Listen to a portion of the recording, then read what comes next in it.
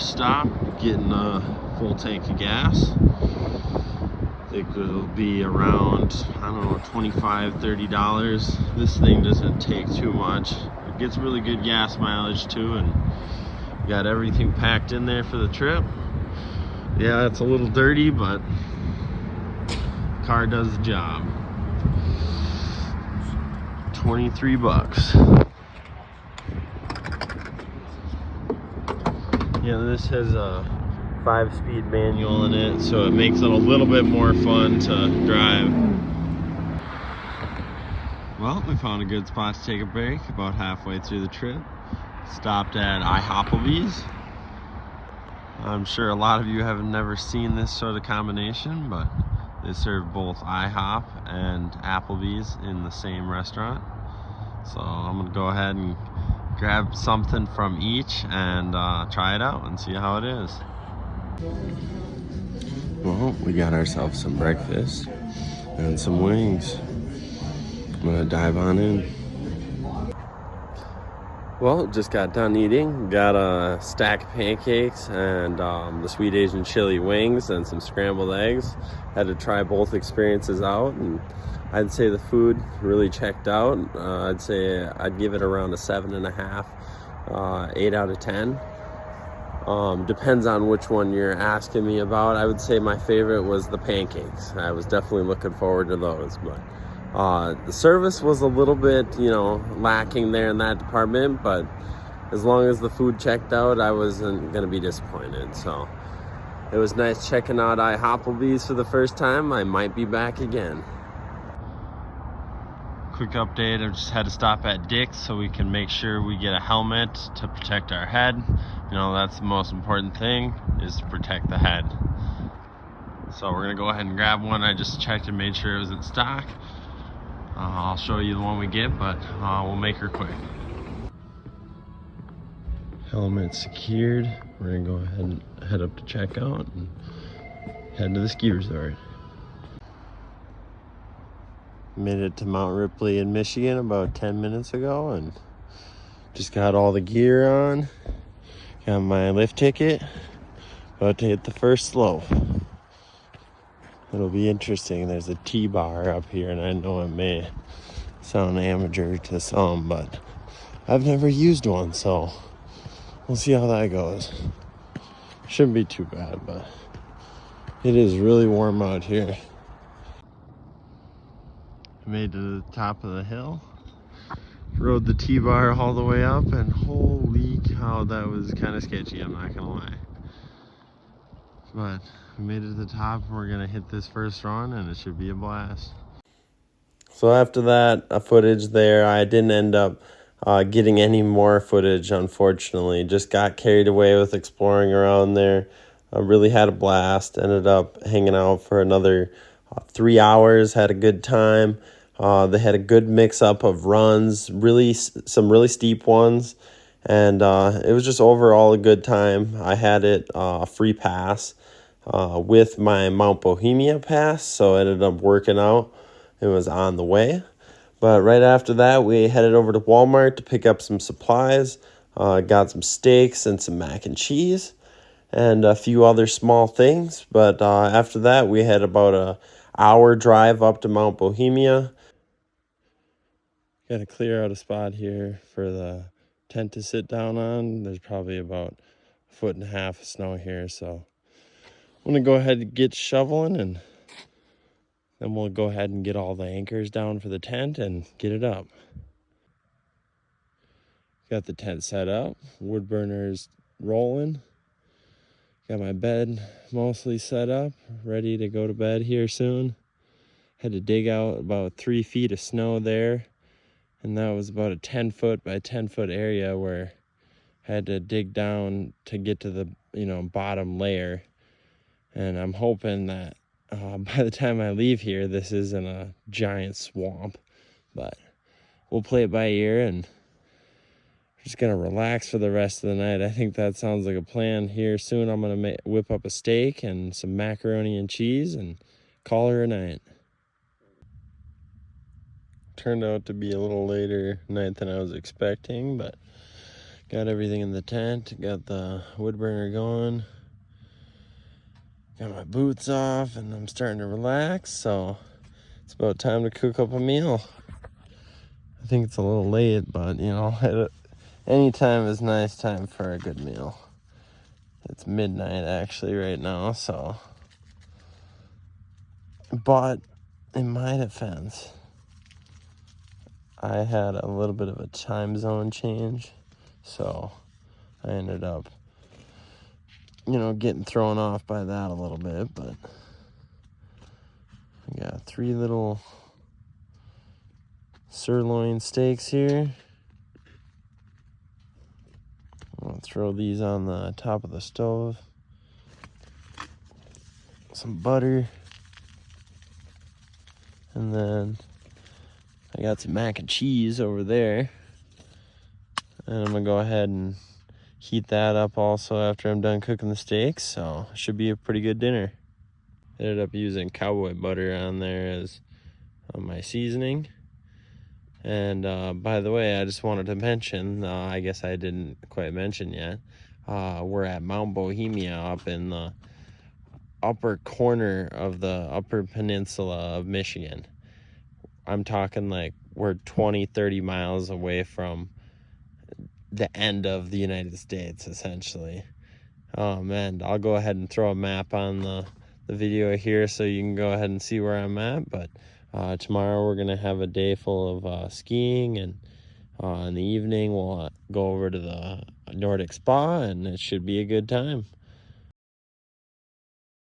Got the mac and cheese and steak cooked up. Got my boots by the fire so they can dry out overnight. It's about 20 degrees outside right now, and looks like tomorrow's supposed to be a pretty decent day. I think the high is about 32, so we should stay pretty warm in here tonight. Say it's about 65 degrees in here. But with that, I'm gonna go ahead and chow down and hit the sack after this and call her a night.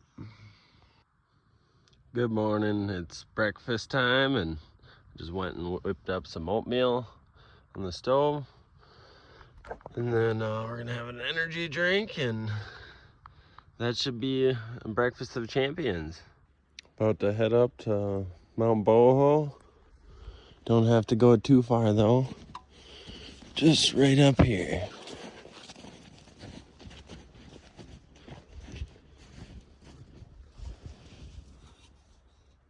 There it is. We're gonna try to be the first ones to hit the slope. Few facts about Mount Bohemia. They get around 270 inches of annual snowfall in this region each year. Considering this, they rely on nothing but natural snowfall to support the resort. And in addition, they do not groom any of the trails, giving it that more of a backcountry feel. Mount Bohemia is also known for a few other unique offerings at the resort you will find at the bottom of the hill. They have what they call a Nordic Spa, which features multiple hot tubs, an assortment of saunas and steam rooms, and even a cold plunge, which you really can't pass up while visiting the resort. And it is included with your ski lift ticket purchase. They also have a pizza restaurant and a taco bar that serves up some pretty amazing pizzas from my experience. So I definitely look forward to exploring a little bit more. As you can see, you got a beautiful lake view.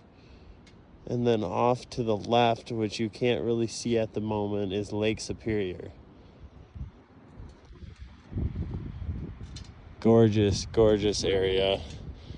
The one thing you have to understand about this place is you have to respect, you know, the boundaries of nature, and understand there is some dangerous areas where it can turn sketchy really quick. So you just got to be aware and plan everything out in advance. And I know how that sounds silly when it comes to skiing, but you have to plan out where you're gonna go to make sure you don't end up slipping off, because all it takes is a split-second decision to, you know, change everything. Now we're on the other side of the mountain. As you can see, you got Lake Superior straight in front of us. Multiple other beautiful mountains and ridges in all directions.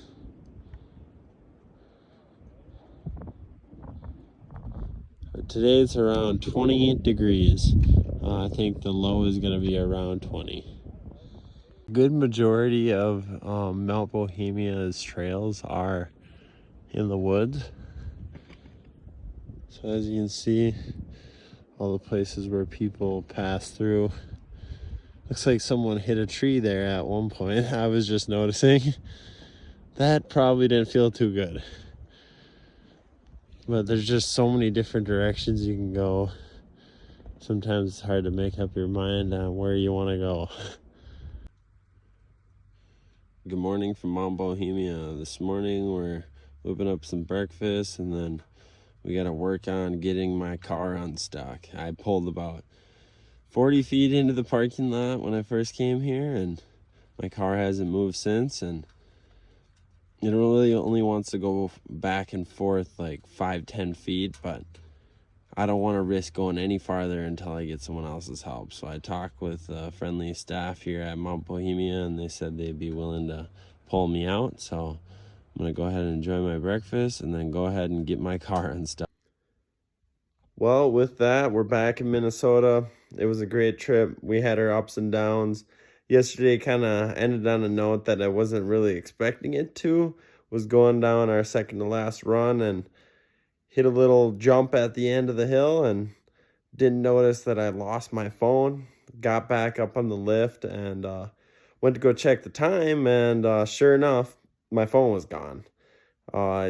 Life lesson there, you know, always put your phone in a secure pocket. Ended up going down, retracing my steps, and I kind of had it in my head that there was like no way that I was going to be able to find this. And, you know, it turns out I was kind of right, but not in the way I was expecting. So I ended up going down almost to the bottom and kind of lost track of where I had skied, and just kind of gave up at that point and got back on the bus and went up the hill.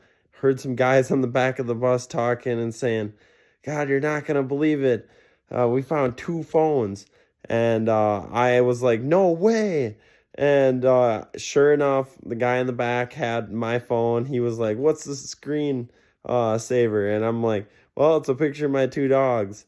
And sure enough, I was able to get my phone back, and I was really lucky because the next day we ended up getting a few inches of snow, and it would have been completely covered up by that point. Ended up getting back to the tent around midnight, got the tent nice and warm, stove was ripping, and then I woke up around 2-3 o'clock in the morning and the stove was out because all the wood had burnt up.